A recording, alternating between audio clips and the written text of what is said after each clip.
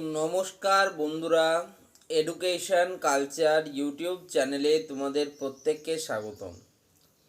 তোমরা যারা 2026 সালে ম্যাকআউটের ফেজ 2 অড সেমিস্টার এক্সামিনেশন দিয়েছিলে, তো তোমাদের অনেকের প্রশ্ন যে দাদা আমাদের অড সেমিস্টারের যে ফেজ 2 এর যে এক্সাম রেজাল্ট সেটা কবে পাবলিশ হবে।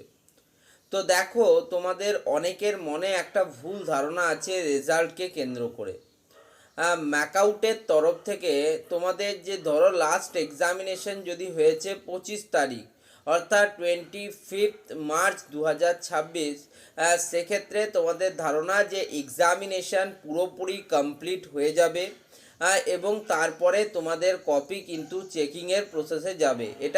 এটা কিন্তু এরকমভাবে হয় না।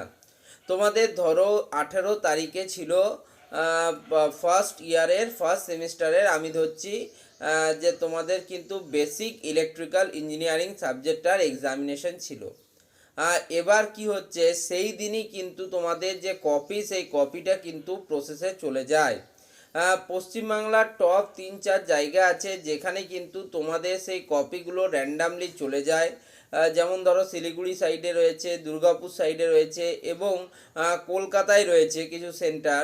তো সেখানে কিন্তু কপিগুলো চলে যায় এবং সেখানে গিয়ে তার স্ক্যানিং যে প্রক্রিয়া সেটা কিন্তু চলে এবং স্ক্যানিং প্রক্রিয়া হওয়ার পর ম্যাকআউটের পোর্টালে কিন্তু সেগুলোকে আপলোড করা হয় এবং প্রত্যেকটা বিষয়ে যারা স্পেসিফিক আপডেটেড যে টিচাররা রয়েছেন, এক্সপিরিয়েন্স টিচাররা রয়েছেন, তাদের কাছে সেই কপিগুলো পৌঁছায়। এবার সেখানে বিভিন্ন ডিস্ট্রিবিউশন হয়, কোনো স্যার 1000টা কপি পায়, কোনো স্যার 1500টা কপি পায়, সেরকম কিন্তু তাদেরকে অ্যাক্সেস দেওয়া হয় সেই ওয়েবসাইটের এবং সেই নির্দিষ্ট পরিমাণ কলেজের বা অ্যাফিলিয়েটেড কলেজ যেগুলো রয়েছে তার কিন্তু কপি স্যারদের কাছে পৌঁছায় এবং সেই কপিগুলো চেকিং প্রসেস চলে। যেদিন তোমাদের এক্সামিনেশন শেষ হলো সেদিন থেকে কিন্তু সেই কপিগুলো স্ক্যানিং প্রসেসের জন্য কিন্তু চলে যায়। নট তোমাদের সেই দিনই যে কপি চেকিং হয়ে যায় এমনটা নয়, স্ক্যানিং প্রসেসে চলে যায় এবং এই স্ক্যানিং এবং আপলোডিং এবং পরবর্তীকালে টিচারদের কপি চেকিং, এই সমস্ত পদ্ধতি নিয়ে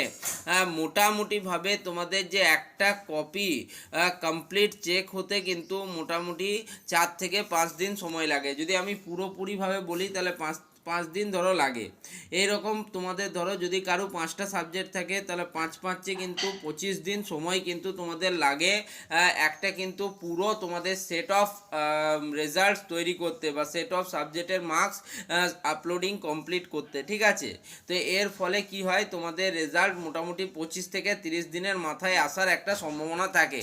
যেহেতু এই বছর তোমাদের যে এক্সামিনেশান ম্যাকআউটের অড সেমিস্টার ফেজ 2 এক্সামিনেশানের লাস্ট ডেট ছিল 25 তারিখ, সেই হিসেবে যদি তোমাদের এক্সামিনেশন যদি 20 তারিখেই শেষ হয়ে গেছে, সেক্ষেত্রে তার থেকে 25 দিন, আবার যদি তোমাদের 25 তারিখে শেষ হয়েছে তাহলে তার থেকে 25 থেকে 30 দিন, মানে যেটা এক্সপেক্টেড সেটা হচ্ছে যে এপ্রিল মাসের কিন্তু তোমাদের লাস্টের দিক করে তোমাদের ম্যাকআউটের যে রেজাল্ট সেটা কিন্তু পাবলিশ হয়ে যাওয়ার কথা। তবে দেখো, বিভিন্ন আনঅ্যাভয়েডেবল সিচুয়েশন রয়েছে, যেমন বেঙ্গল ইলেকশন রয়েছে, ওয়েস্ট বেঙ্গলের বিধানসভা ভোট রয়েছে যথাক্রমে ইংরেজি মাসের এপ্রিলের 23 তারিখ, 23 এপ্রিল এবং 29 এপ্রিল, এবং তারপর ইলেকশন রেজাল্ট রয়েছে 4 মে। ফলে এই সময়টা খুব ক্রুশাল হয়ে দাঁড়াবে, যেহেতু ম্যাকআউট কিন্তু ওয়েস্ট বেঙ্গলের একটা ইউনিভার্সিটি, যার আগে নাম ছিল West Bengal university of technology,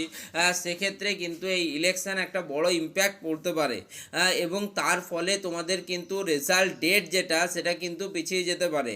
যদি কিছু না থাকতো সেক্ষেত্রে এপ্রিল মাসের লাস্ট দিকে তোমাদের examination result, odd semester exam result বেরোবার চূড়ান্ত সম্ভাবনা কিন্তু চলে এসেছিলো, কিন্তু যেহেতু ইলেকশন রয়েছে সেক্ষেত্রে সেই ডেটটা কিন্তু চেঞ্জ হতে পারে। আরও একটা জিনিসের জন্য তোমাদের কিন্তু রেজাল্টের এক্স্যাক্ট ডেট বলা মুশকিল, সেটা কি, সেটা হচ্ছে যে অড সেমিস্টার পিপিআর রেজাল্ট। তোমরা জানো মূলত কিন্তু যারা ম্যাকআউটে পড়াশুনো করছে তাদের কিন্তু এবার যে অড সেমিস্টার হলো সেটা দুটো ফেজের মাধ্যমে অনুষ্ঠিত হলো। প্রথম ফেজ তোমাদের যে এক্সামিনেশান বা যেটাকে আমরা বলছি অড সেমিস্টার এক্সামিনেশান ফেজ 1, সেটা কিন্তু নভেম্বরে শেষ হয়ে গিয়ে তার কিন্তু রেজাল্ট বহুদিন আগেই পাবলিশ হয়ে গেছে। তবে রেজাল্ট রিলেটেড স্টুডেন্টরা যথেষ্ট কিন্তু অখুশি ছিল। তাদের রেজাল্টে অনেক স্টুডেন্টের স্পেসিফিক কিছু কিছু সাবজেক্টে কিন্তু ব্যাকলগ বা সাপ্লি এসেছিলো, এবং এই ব্যাকলগ বা সাপ্লির জন্য কিন্তু স্টুডেন্টরা বারংবার কিন্তু সেটা ম্যাকআউটকে জানায় এবং তাদের কথায় অতিষ্ঠ হয়ে শেষ পর্যন্ত ম্যাকআউট কিন্তু তোমাদের পিপিআর অর্থাৎ পোস্ট পাবলিকেশান রিভিউ কিন্তু করার অপশান দেয় এবং স্টুডেন্টরা সেখানে যথেষ্ট পরিমাণে কিন্তু রিভিউ করে এবং রিভিউ ডেট কিন্তু রিভিউ করার ডেট যেটা রিভিউয়ের ডেট সেটা কিন্তু কমপ্লিট হয়ে যাওয়ার পর আজ পর্যন্ত কিন্তু ম্যাকআউটের সেই অড সেমিস্টার ফেজ 1-এর পিপিআর রেজাল্ট কিন্তু এখনও আসলো না, যার ফলে এটা কিন্তু একটু ধোঁয়াশার মধ্যে রয়েছে যে ব্যাপারটা এত ডিলে কেন হচ্ছে। এবং যখন তোমাদের এই পিপিআর রেজাল্টটা যখন কনফার্ম বেরিয়ে যাবে, ঠিক আছে, তখন তোমাদের বলা আরও সুবিধাজনক হবে যে ম্যাকআউটের অড সেমিস্টার ফেজ 2 রেজাল্টটার এক্সপেক্টেড ডেট কি হতে পারে। ঠিক আছে, দেখো একদম এক্স্যাক্ট ডেট বলা কারো পক্ষেই সম্ভব নয়, তবে এক্সপেক্টেড ডেট কিন্তু দেওয়া যেতেই পারে। আর একটা জিনিস তোমরা জানো যে ম্যাকআউট তাদের রেজাল্ট পাবলিশ হওয়ার আগে এখন কিন্তু নোটিফিকেশান আকারে তার স্টুডেন্টদের জানিয়ে দিচ্ছে, আগে কিন্তু তেমনটা ছিল না। তাই যেহেতু ধরো তোমাদের যদি কালকে রেজাল্ট বেরোয় তাহলে আজ থেকেই কিন্তু ম্যাকআউট জানিয়ে দিচ্ছে যে কালকে তোমাদের এই নির্দিষ্ট সময়ে রেজাল্ট আউট হবে, ফলে এটাও কিন্তু একটা স্টুডেন্টদের পক্ষে কিন্তু সুবিধাজনক।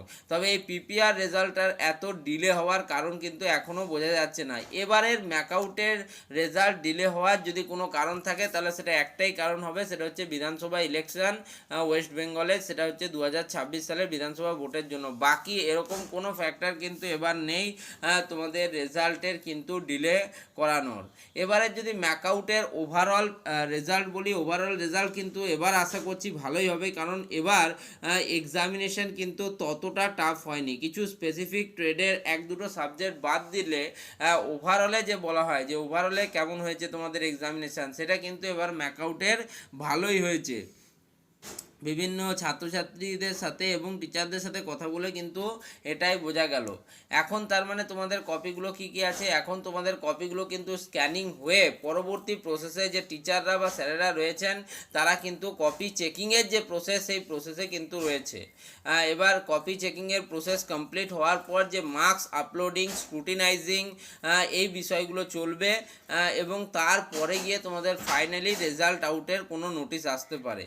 তো আশা করছি এই ভিডিওটা তোমাদের জন্য যথেষ্ট হেল্পফুল হলো।